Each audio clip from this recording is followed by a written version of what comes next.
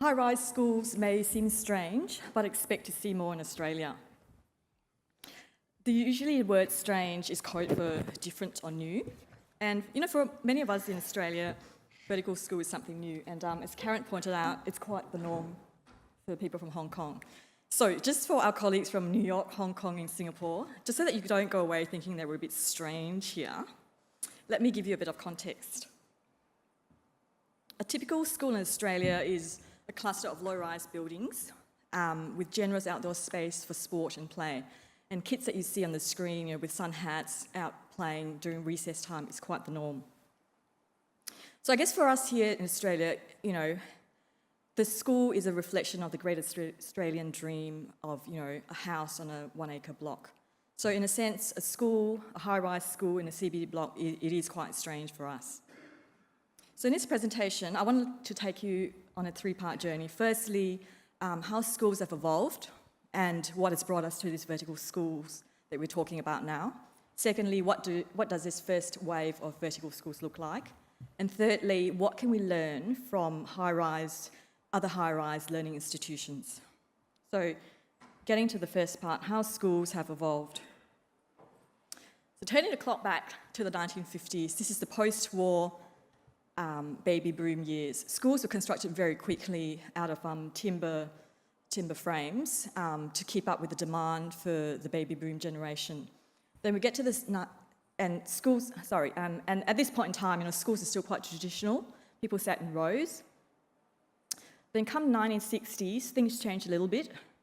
There's still a growing demand for schools because baby booms turn into bigger children booms for schools. And to keep up with the demand, we had, in schools in Australia, lots of portables. You can see a picture of one that's in the 1950s, and I have to say, the ones that we still use today don't look very different. So anyway, in the 60s, the classroom started to change. Tables were started to be movable, and for the first time ever, teachers' desks were no longer in the centre, but they were to the side. And then come the that is a mistake. Come 1970s, an era that was famous for brutalist architecture, schools changed a little bit more. Now there is a bit more experimentation in flexible learning, and flexible open plan classrooms that we know today in Australian schools was actually trialled in the 1970s. And learning and education specialists think of the 1970s as a time when teaching was innovative and experimental.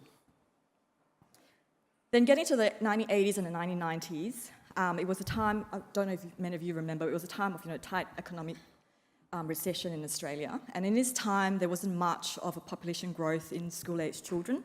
Not many schools were built. And in fact, the Kennett government in Victoria were actually shutting down schools in the 80s. When I was preparing for this presentation, a friend of mine actually reminded me that in 1990, the school that she went to, the Methodist Ladies College, actually in 1990 were the first school in the world to introduce one-to-one laptop usage in schools. And they were the first school in the world to actually do that. But apart from this one sort of outlier event, there was not a lot more that was progressive or innovative in teaching in the 1980s or the 1990s. Then coming on to the early 2000s, there is a bit of a comeback in terms of flexible learning and innovative teaching. And rooms are now, there's a lot more colour, and the start of using technology in teaching spaces has started. Remembering that the early 2000s is really this cusp or the start of the seismic changes that will come with the internet revolution. So where we are today, one of the big differences in schools today is that schools are now seen as a community hub. There's a greater interaction between schools and the community. Schools are now seen as very much a part of the fabric of the community, which Camille will talk a little bit more about later. But I want to say that back in the 50s and the 60s, schools were very insular. And schools today, the flexible open plan classroom and learning spaces that are colourful continue.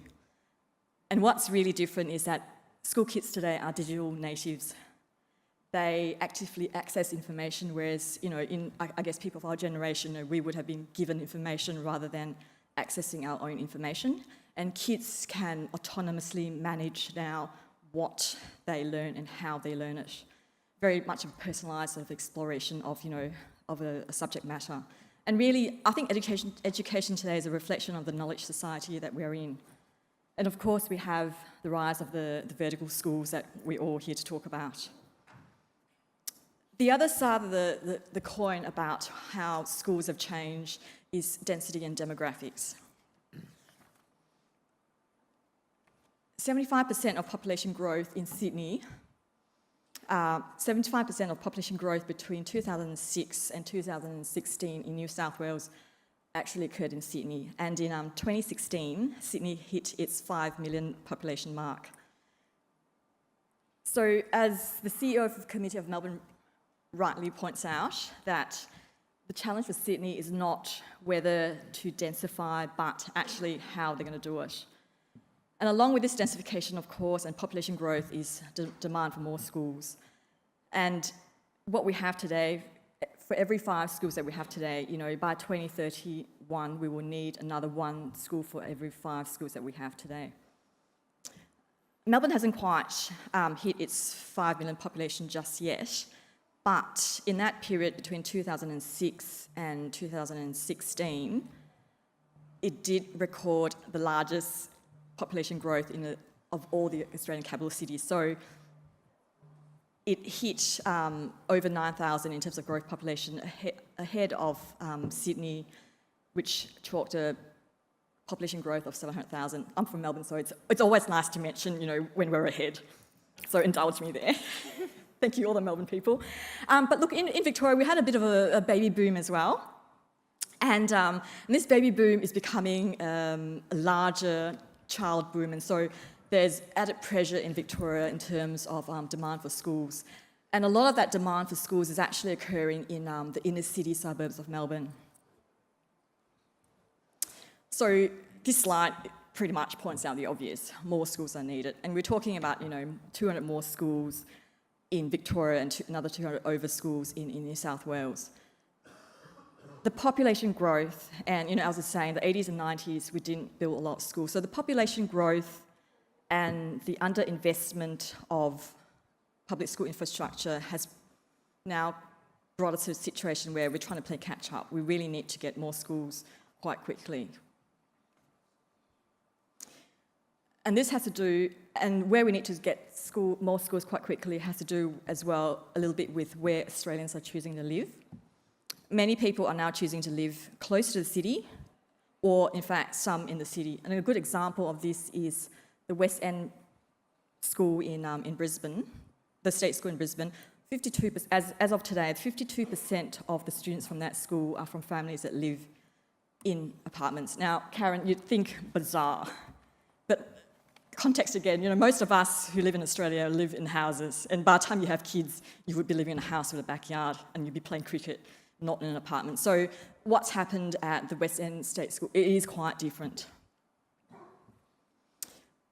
So I say again that, the rise of the vertical schools, it's very much to do with, how teaching has evolved, and it's been, I guess, pushed forward by the densification of inner suburbs.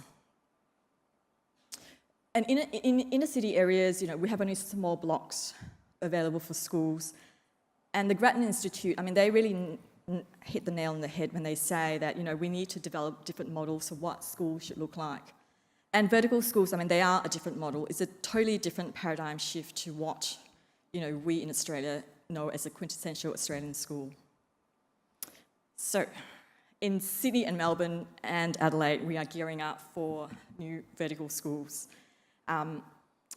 You read a lot about it in the press, and it comes. People say that it's the first wave of vertical schools.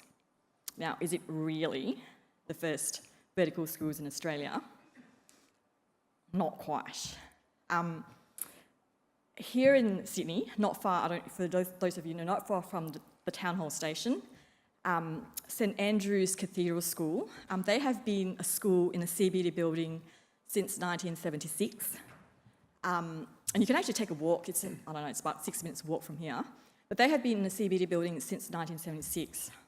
And, you know, in levels, they occupy a couple of the higher levels in the brutalist architecture 70s building.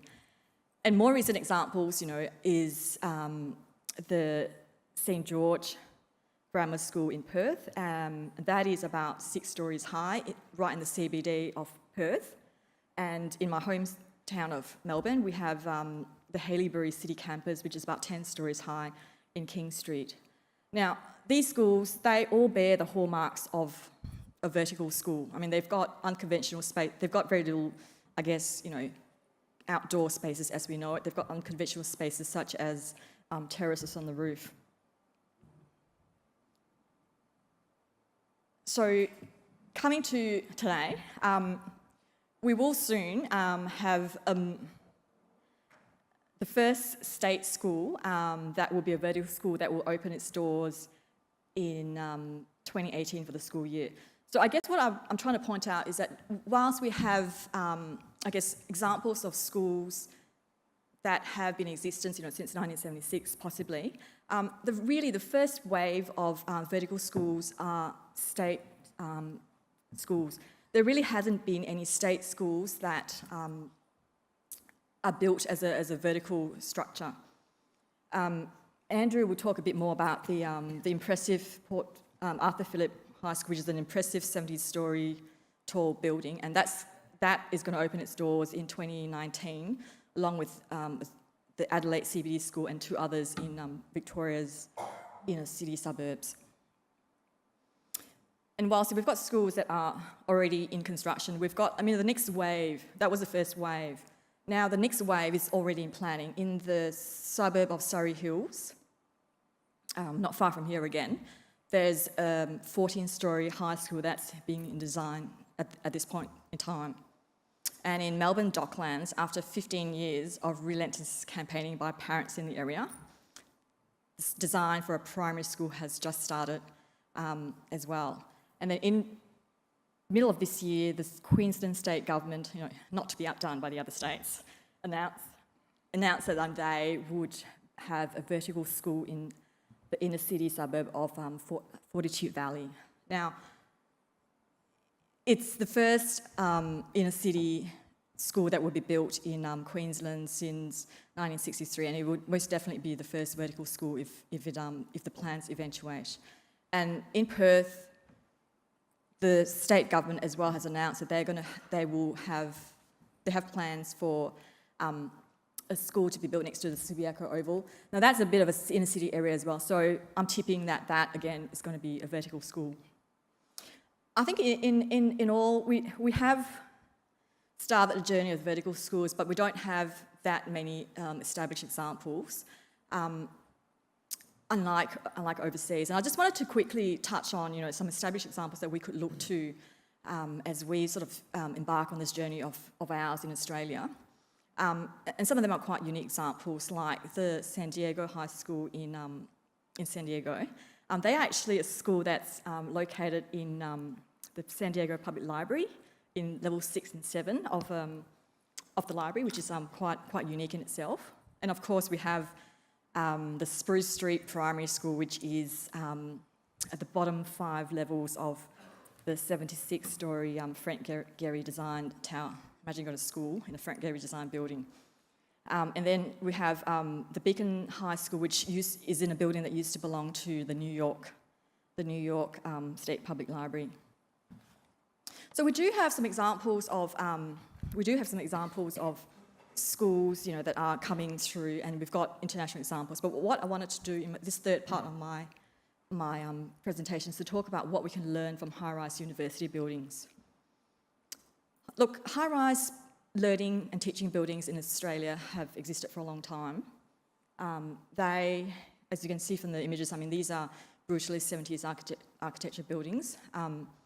And look, these buildings have been road tested for a long time, and I think that, you know, we can learn something from how these learning and teaching buildings in universities have evolved, you know, what we can apply as well to what we do for vertical schools, which, you know, is, as I was saying, you know, it's a bit of a new thing for us in Australia. So I'd like to use an example of the RMIT Swanston Academic Building is a project I worked on, and it's been road tested for a few years now. It was complete in 2012, and we've been able to go back and have a bit of a road test on how things are working in the building. Just to give you a bit of context, it is in a very urban setting. It's on Swanston Street, Melbourne's busiest street. It's 12 stories high, and it's home to the School of Business. So it's got teaching buildings as well as academic offices in the building. If you're a business student in the building, you would spend your day mostly in the building, and you would navigate the building by using stairs, escalators, or lifts. If you're an academic, your day is going to be a little bit different, but again, you'd be using stairs, escalators, and lifts to go up and down the building. So on to the first parallel that I wanted to draw from this building in terms of connecting it to the vertical school, manoeuvring the vertical stack. Now, I should say, SAB is a little bit of a different building. Most university buildings have their teaching spaces on the lowest floors of the building. We're a bit ambitious here. We have lecture theatres, up to 300-seat lecture theatres, right up to level 7 of the building. So we had to manage moving large quantities of people up and down the building, up to level 7, and then from 7 onwards it was academic offices and smaller teaching spaces. So what we did was, instead of doubling or tripling the lift core, we used escalators to move people up and down the building from levels 2 to 7. And that's kind of a bit like the idea of a train station and using escalators to move large numbers of people at scheduled intervals. So we thought, great idea. We had lifts in the back core. Escalators were the most prominent part of the building when you come through. When the building was opened, we kept getting feedback from RMIT saying the lifts are too slow. I thought, okay. So we went back and had a look and observed what was going on. And what we found was it wasn't that the lifts were too slow. Everyone found their way back into the lift core. They all jammed in. They got to levels 2 to 7 on the lifts. And we thought, the escalators are pretty obvious. You should have used escalators. But I guess the lesson learned from this is that escalators aren't quite the norm in Australian buildings. And whilst we, the designers, thought it was obvious, we had to have a bit of a mindset change in how people navigated the vertical rise of the building. So the solution was not making the lifts faster, but actually working with RMIT to re-educate people, staff and students, in terms of how they would use the escalators. Look, I'm not saying the escalators are going to be the right answer for us in vertical schools, particularly in schools, primary schools, and that might not be the answer. But the parallel I want to draw is that, we've got to have a bit of a mindset that there's going to be a bit of a getting used to period. When we build a vertical school, and for the vertical strategies that we plan to work, we have to be conscious of the fact that there needs to be a mindset shift, and particularly how it's not in our psyche at this point in time, the schools are vertical and how you move around. I mean, Karen was just saying that, it's class time change, it's just a vertical scramble. So I guess what I'm trying to say is that, there needs to be a bit of a strategy, but then following the strategy is a change in our mindset and working with the people that move into the building. The outdoors. We've got an outdoor deck on level 7, and we've got, in the SAB as well, these indoor spaces which are a bit amphibian. They can operate in outdoor mode when the conditions are favourable. Now these spaces, unlike the escalators, they didn't need anyone to teach them how to use them. Everyone loved them, and they're really great spaces. And I think, for vertical schools, it's important for us to remember that, in a CBD campus, you need to have access to outdoors. And I think the biggest critics of vertical schools say that, there's no outdoor space. Doesn't mean that we can't have outdoor spaces in vertical schools, and we do need to have them because having access to outdoors and being able to go outdoors, helps with learning outcomes. And perhaps, vertical schools could have spaces like these embedded in them.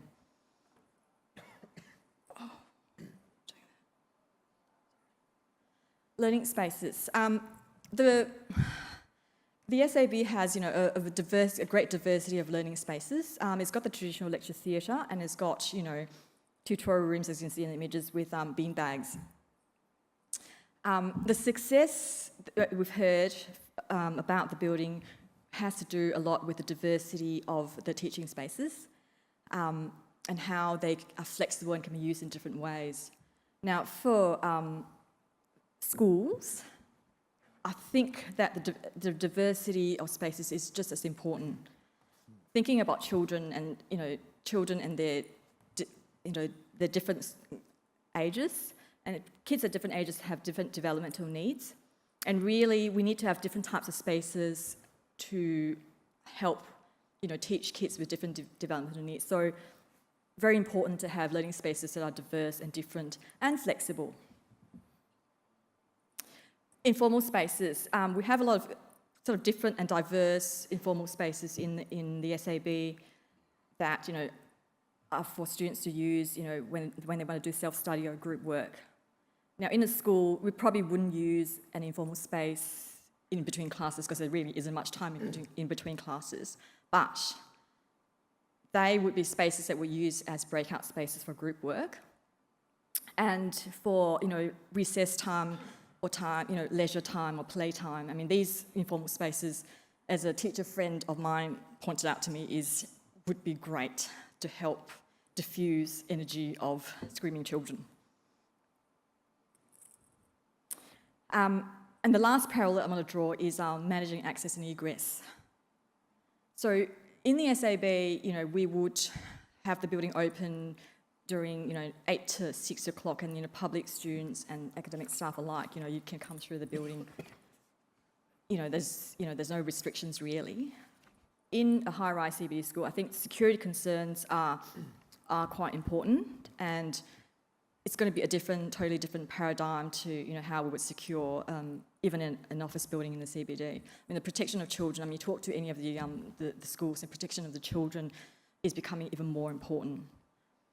What I will say about this building as well is, in terms of egress, we have, for the architects and engineers in the room, we have an atrium in this building that requires a fire engineered solution. And because of that, we had to have egress strategies. But the trick about the egress strategies was we had to take into account the student population, which was transient and changing. Now, if we have an atrium in a high-rise school, we'll have a similar situation where we need to work out what fire engineering strategies we have, but it's going to be coupled with the fact that we're going to need to egress children of different ages and very young children down a fire escape stairs. Now, that is not to say that we don't have atriums in buildings, because they are really important for connectivity and bringing daylight into the building. But what I would say is that like the SAB, the strategies of egress really need to be coupled in with how you design right at the very start of the evolution of the design process for the building. So there you have it, the parallels between a high-rise learning building, what we can draw from them for schools. I just want to finish by having a very quick, because I'm nearly out of time, a very quick glimpse of what tomorrow's school would be like. Chances are we're going to be, if you listen to what people have been talking about, the population density, intensification in Australian capital cities, chances are we're going to be living in a high-rise stacked city. And, the vertical school of the future could be, a South Melbourne primary school, but embedded into a high-rise building that's a mini-city of its own. We have a train station in the building. Kids will never be late for school because, train station's just there. And, going to the art gallery or having a roof garden is going to be part of the normal curriculum. So, finishing where we started, vertical schools, are they strange? Yeah, it is for now, other than if you're Karen and people from Hong Kong and New York and Singapore. They are still strange to us in Australia, but I don't think it will be for much longer. The writing is on the wall that it won't be for much longer due to the densification of people living in cities and how schools have evolved. So in finishing, in the spirit of this conference, I would say about vertical schools, it's onwards and most certainly upwards. Thank you.